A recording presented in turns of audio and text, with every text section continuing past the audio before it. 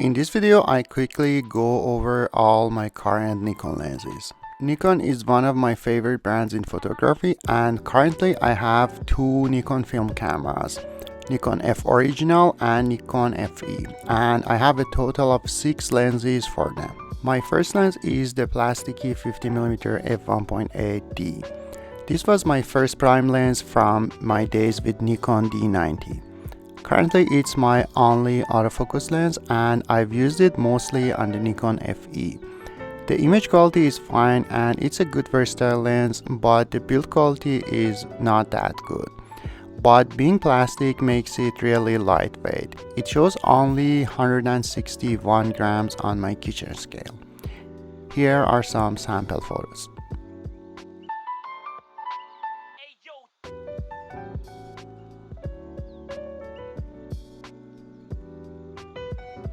Now let's jump to my current favorite Nikon lens. It's the 50mm f1.2 AIS. It's a simple scenario. Build quality is good, image quality is good, and the bokeh is good. It weighs 380 grams, and here are some sample photos.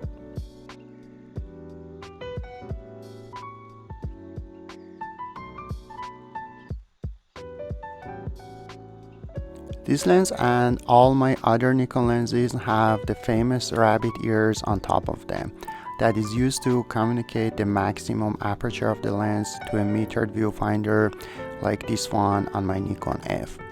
It's a simple mechanical solution, no electronics involved.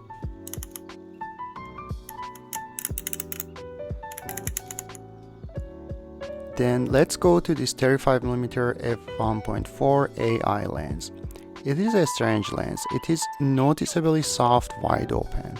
The minimum focusing distance is 0.3 meters, which is good.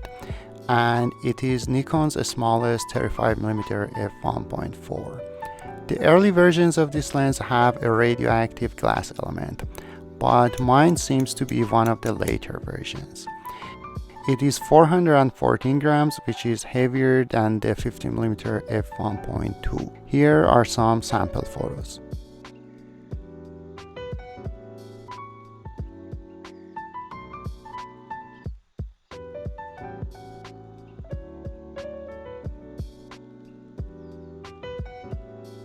Then let's go to my zoom lenses, starting with this travel-friendly 28 to 85mm. It has a very useful focal range and a macro feature. It's not super sharp, which is okay on film, but for me it's a little awkward that the lens is physically longest at 28mm. This makes the use of this lens at 28mm for street photography very limited. It weighs 512 grams, and here are some sample photos.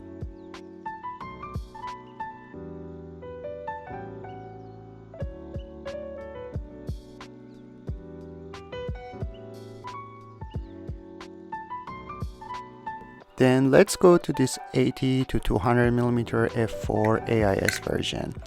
It's a push-pull zoom, but the overall length of the lens doesn't change, which I think it's a very good feature.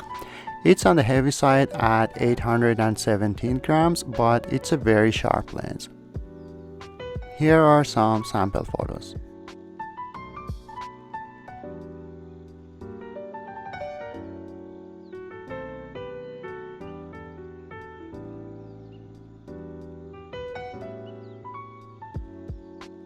Finally, here is my 35 to 200mm AIS lens, which can be the ultimate travel super zoom.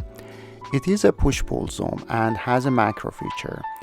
While it's not super sharp, I think it's good enough for film, but I don't like its changing push-pull design, especially that it tends to creep when attached to a camera and carrying it on the shoulder. It is 744 grams, which is lighter than the 80 to 200, but it is less sharp and half a stop slower at the tail end. Here are some sample photos.